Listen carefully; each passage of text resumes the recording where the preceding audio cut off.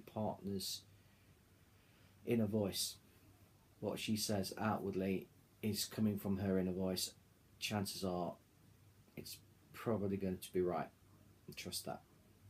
So in terms of making a decision, I chose to make my decisions, but I work with my couples and I give them the option to help them either use the induction and go with it, or how they can look at choosing things that's right for them. I would never give medical advice. I never tell anyone not to do something, but you've got to do what's right for you and your family. And I think being able to make those decisions is really, really important. Yeah. And to feel those decisions are right for you. In hindsight, you might decide that you don't want to be in that position of thinking, oh, I wish I'd done things differently. So being able to look at all the options is really, really important. Yeah. And again, that's where dads can come in and ask the right questions at the time. You know, your partner might not be in the right headspace to make quick decisions. You've got to sort of step up and listen to all the options and work out what you think is probably the best option and put it to your partner and get their gut reactions to what they feel is right for them, and then for you to then be firm enough with medical professionals. We'd like to do this, please. That's all you need to do, and smile. And invariably that they're okay with that. I think they are all about trying to give choice these days, and I think they're very mindful that people want to have more active role in what happens with the birth of their children. So most of the time that worked quite well. So we had a very interesting, beautiful home birth followed by a very interesting postpartum period, and I think having those tools, what's like brains is what we used a lot, didn't we? Yeah. I think we used brains more actually, and it's a separate story which we won't go into now. Louis did go into special care for a small amount of time because he was poorly, and I think we used brains more then. So the tools we'd learnt during preparing for birth actually came into their own when our baby was not well. He actually had a tongue tie that wasn't picked up, and that caused lots and lots of complications. So it wasn't because he was ill from my birth and my premature ruptures and membranes, and he never had any antibiotics for that because he didn't need it. He was healthy and born healthily, but we had other complications that had nothing to do with that. So we used brains. So what was the benefit of what they were suggesting, or the benefit of not doing what they suggested? What was the risk of that intervention either way? So what was the risk of me keeping my placenta in, and what was the risk of having it removed? What we brains we then did, we were looking at what the alternatives were. So with my placenta, we were really looking at what the alternatives were, having this expectancy management, conservative management of my placenta versus having it removed, and how long we would wait and all these sort of things. We didn't know how long it would take. It was very unknown, and for Darren it really tested their medical knowledge, and my consultant had to do a literature review to ensure that she was offering the correct choices and decisions, and I was used as a case study as well. Then I stands for instinct. So what's your instinct saying? Is your instinct saying that to you that what you believe your body is able to do will happen, or is your instinct telling you that actually the worst case scenario is going to pan out, so that's the best option to actually do that intervention now to save heartache later on? And what if you do nothing? So it's that buying yourself some time to work out that some things don't have to happen right now, right this second. So I went for physiological state birthing of my placenta, but when 2.5 hours, 3 hours down the line, my placenta hadn't birthed, I agreed to have the injection to help the placenta come along, but it did nothing. My placenta had stopped actually giving me any surges because it knew what it was doing. My body knew to just hold firm, and I didn't have any bleeding, which was amazing. Between home and hospital, I'd lost very, very little blood. Actually less than a woman would lose normally when they'd given birth. So it's knowing and then smiling, and what's the scientific research behind what they're suggesting. It's really, really important. And these tools are really important for the dads as well as the mums. Do feel that it's teamwork, having that connection with each other. Looking at the options, and more importantly, that option of doing nothing. Sometimes doing nothing it gives you thinking time, and sometimes it can stop things happening that really shouldn't happen.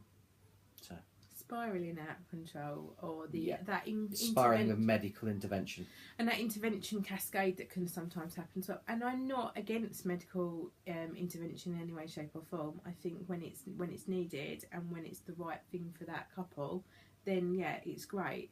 And with my second labour, which is a totally different story as well, I did go into theatre again for my placenta, and they did remove it, and we had no difficulties at all then, and that was the right decision for that placenta. But it's knowing how to manage the scenario and the situation so you feel calm and relaxed and in control, and the dads are not panicking as much, and the family members around you aren't panicking as well, because when you have got something that's so different and so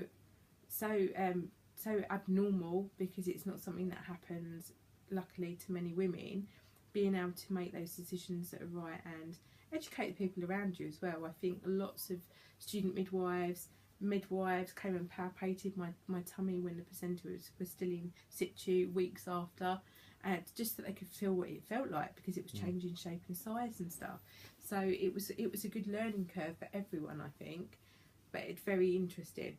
But 4 years ago today, I gave birth at home and had the most unimaginable complications that made my birth special, and I still feel really positive about it. And I still think that watching Louis emerging in the water, that for me was just truly, truly magical.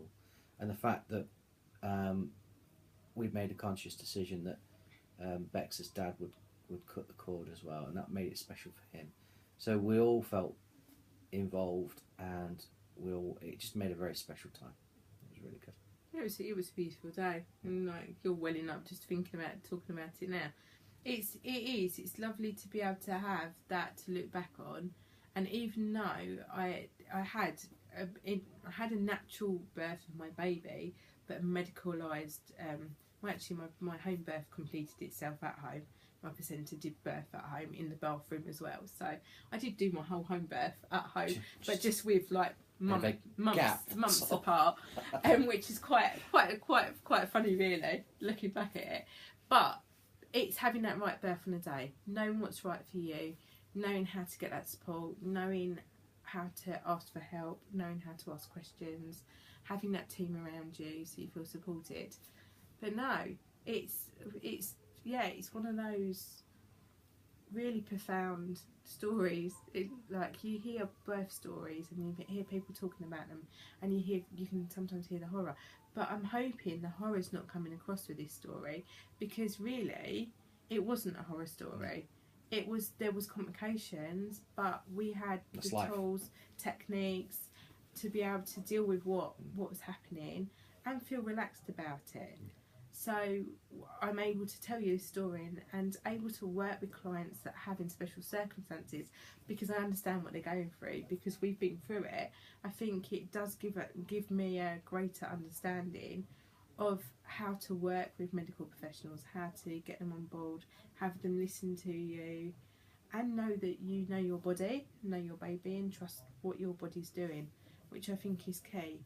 Mums do know their bodies, do know what's going on, and have a great insight to how their bodies are working. So it's about choice. We've been rabbiting for quite some time now, so we're going to say goodbye. Bye. And we'll catch you later. So, 4 years ago, we had Louis, and Louis was born at home in water in my bath, which was a beautiful experience. So I'm hoping that you've had beautiful experiences, and I do call my birth beautiful. Not everyone sees birth as beautiful, but that is a word that I do use to describe my birth. If you'd like some help and support, or even want to ask some more questions about what happened, put it in the message comments, or send me a private message. I'm always happy to help and support and talk.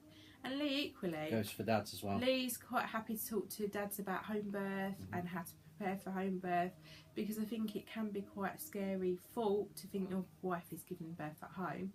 But actually, don't eat curry. if you're giving birth at home, you can manage that. It's actually quite relaxing, and even when things don't go to plan, Brilliant. it's not a mad it's actually manageable, and things work well when a woman's in her own environment, because she feels more calm, relaxed and in control, and also is able to get those hormones going. And that's, I think, the key thing is understanding how the hormones work. We didn't, even though my background's early years and yours is biology, we didn't have a huge great understanding on bizarre. how it worked. Massive gaps until we did. So you actually do it yourself. It's something I'll learn about it when it's important, when I need it, and then suddenly you need it. So getting that oxytocin, that love going, is one of the biggest things you can do, and getting your endorphins going so you don't need any form of pain relief. Not saying you won't need pain relief, everyone was different, but for me, I didn't need it. I chose not to use it. I had enough buzzy hormones going around my body. I think in hindsight we should have been watching Stir Crazy or some comedy film or something. That would have been really quite helpful. Right. See you later. Bye. Bye. Push the button. Push the button. Bye.